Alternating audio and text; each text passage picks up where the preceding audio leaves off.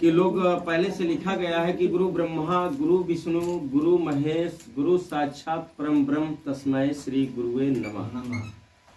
गुरु जो सतगुरु होता है उसके ईश्वर पुजारी होते हैं।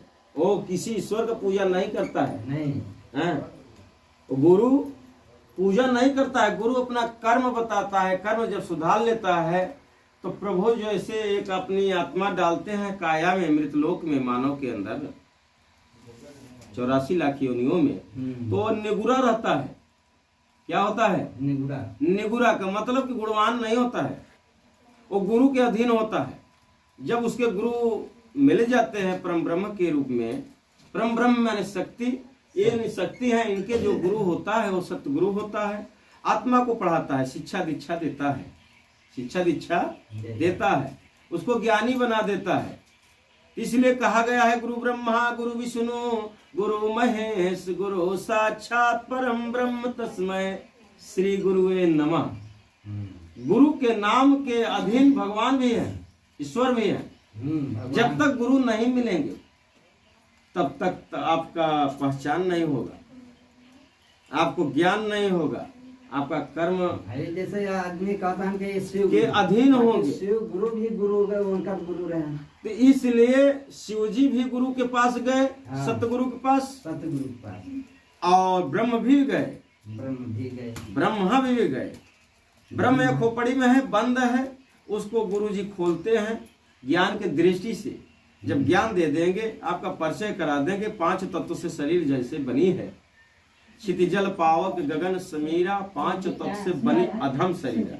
ये अधम नहीं है, ये धामो धाम तक पहुंचाने का एक साधन है। बाकी बिना गुरु के ये अधीन है, बिना गुरु के ये अधीन है। तो जब सत्य को जब ज्ञान हो जाएगा हमारे प्रभु को, तो इसको सही ढंग से चलाना शुरू कर देंगे। और काया में भी गुरु जी की वाणी जाएगी। सत्य निराकार है, उसका कोई पहचान नहीं है। और सतगुरु जो होते हैं वो पहचान कर चुके हैं कि सत्य एक आत्मा है, उसी को ईश्वर कहा जाता है। उनका नाम दूसर का निराकार है, तीसर का नाम परमात्मा है। एक आत्मा संसार में सब में कण कण में व्याप्त है, इसलिए उनका नाम परमात्मा है। तीसर का नाम, एक नाम ईश्वर है, एक नाम ईश्वर है, दूसर का नाम उनका नाम आत्मा है, तीसर का नाम परमात्मा है। तो पर में देख करके के संसार में गुरुदेव ज्ञानी जो होते हैं, ज्ञान की दृष्टि त्रिनेत्र वाला होता है, उसका खुल जाता है, तो वो बताने लगता है, समझाने लगता है। संसार में जो समझ जाए और जो पहचान कर लेगा अपने 5 तत्वों को, उसको पता चल जाएगा कि इसमें पूजा कौन है। पूजा मेरा कर्म है। जब कर्म आप सुधार लोगे तो आपका परमात्मा स्वयं पूजा करेंगे। आपकी आत्मा शक्ति जो है स्वयं झुक जाएगी, स्वयं झुक जाएगी। बाकी यहाँ के लोग क्या सोचते हैं कि इनके यहाँ झुक जाए, मेरा काम हो जाए। पहले कर्म न सुधारें और इन्हीं की पूजा करना शुरू कर दें। जैसे कर्म सुधार लोगे वैसे परमात्मा आपके घर में चले जाएंगे, आप प्रधान हो जाएंगे, आप पूज्यमान हो जाएंगे। आप ही के रूप में देवी और देवता का अवतार हुआ है। आप देख सकते हैं देवलोक में ब्रह्मा विष्णु महेश और देवता लोग सब आपके रूप में थे, आप वही के रूप में थे। क्या उनका रूप अलग था? नहीं। हाँ? तब क्यों आप लोग अधीन हो? क्यों अधीन हो? का सुधारा है, कर्म सुधार है, बढ़िया प्रेम, परमात्मा में विश्वास, खान पान, संगत अच्छा। जैसे बताया गया कि सत्संगत से गुण आता है और सत्संगत से गुण चला जाता है। अच्छे के हमारे संगत करोगे, हमारे जैसे आप हो जाओगे। जैसे हमने गुरु जी का संगत किया, बहुत लोग वहाँ गुरु जी के शिष्य हैं, बहुत से बहुत हैं, हमारे से पहले वाले गुरु के शिष्य हैं, बाकी वो अपने कर्म में सुधार नहीं लाए हैं। और हम लोगे तो सुधार लिया, हम लोगे तो सुधार लिया। हमारा प्रमाण पत्र गुरु जी बना दिए कि जाओ बेटा, आज से आप भी गुरु हो गए, आप जा करके दुनिया की रक्षा कर सकते हैं, आपको कोई पूछेगा नहीं। आपके घर में भगवती चली गई है, उनकी इज्जत मर्यादा करना। आज वो मर्यादा और इज्जत संसार को मैं मन से, क्रम से, वचन से निभा रहे हैं। मेरा कर्म प्रधान हो गया है। न धन से बड़ा होता है आदमी, न तन से होता है, न दौलत से बड़ा होता है। घर द्वार जगह जमीन से बड़ा नहीं होता है। जब उसका कर्म सही हो जाता है, बोल भाषा, रहन सहन, प्रेम, जात पात की भेदभाव खत्म कर देता है, तो ईश्वर के रूप में हो जाता है, वो पूज्यमान होता है। तो आज मेरा कर्म पूजा जा रहा है, लोग संसार में धीरे धीरे लोगों की चर्चा हो रही है, रोज के रोज 2-4 लोग नए लोग आ रहे हैं। जो कर्म नहीं सुधार रहा है वो भाग जा रहा है, और जो कर्म सुधार रहा है वो फिर ज्ञानी हो जा रहा है। जैसे हम लोग ज्ञानी हो गए, आज हमको 5 साल 6 साल हो गया, बुखार है, कोई टिकिया टैबलेट नहीं खाया जाता है, कोई रोग नहीं छू रहा है। ऐसे आप लोगों के बताया जा रहा है कि आप अपना कर्म सुधार करके किसी को पीड़ा मत दो, किसी के मत सताओ, किसी से भेदभाव मत रखो, जलो मत, ईर्ष्या दोष मत लाओ अपने काया में, आपके प्रभु खुश रहे। इसलिए भक्त के बस में भगवान होते हैं। आपके भक्त के मतलब क्या होता है? भाव। भक्त का मतलब भाव, परमात्मा का मतलब प्रेम। एक आत्मा कण कण में विराजमान है, उनका दर्शन करना। हृदय मंदिर होती है, हर हृदय में प्रभु का स्थान है। कहन साच बराबर तप नहीं, झूठ बराबर पाप, और जाके हृदय साच है ताके हृदय हर हृदय में इनकी वासना है। बाकी अपना हृदय नहीं झाका, एक दूसरे के हृदय देखता है लोग, इसीलिए परेशान है।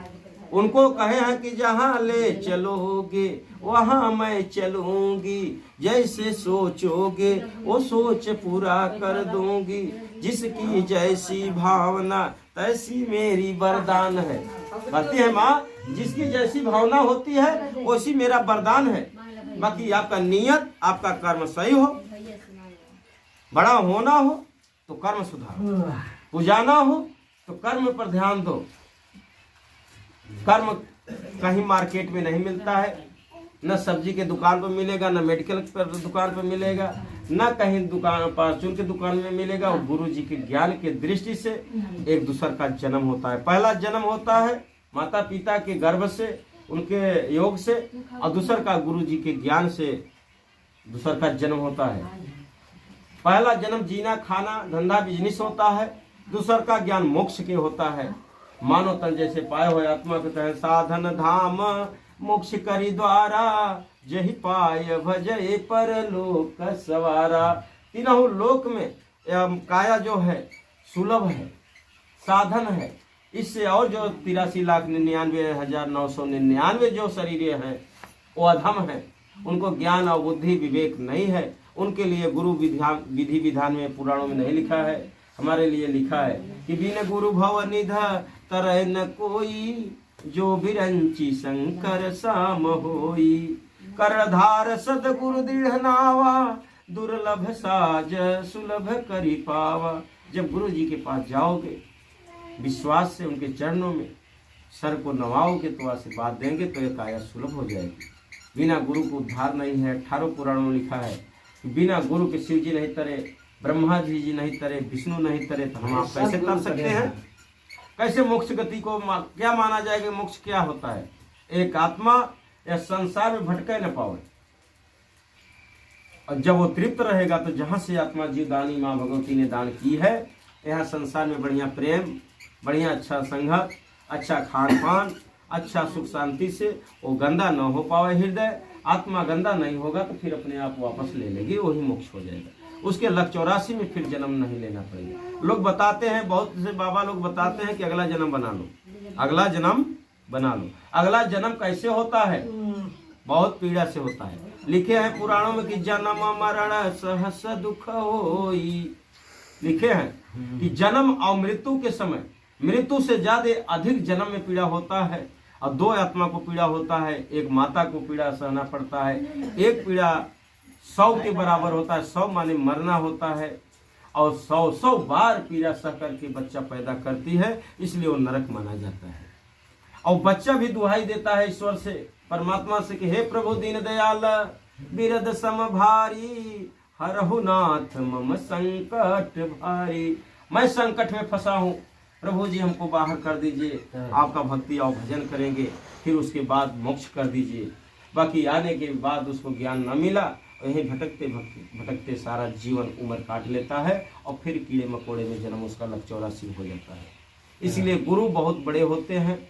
गुरु की ज्ञान लेना है मानव के लिए कहन बिन गुरु भव निध तरई न कोई, और जो व्यंच शंकर सम होई। बिना गुरु के शंका न समाधान होए, न गुरु के बिना ज्ञान होए, न गुरु के बिना मोक्ष होए।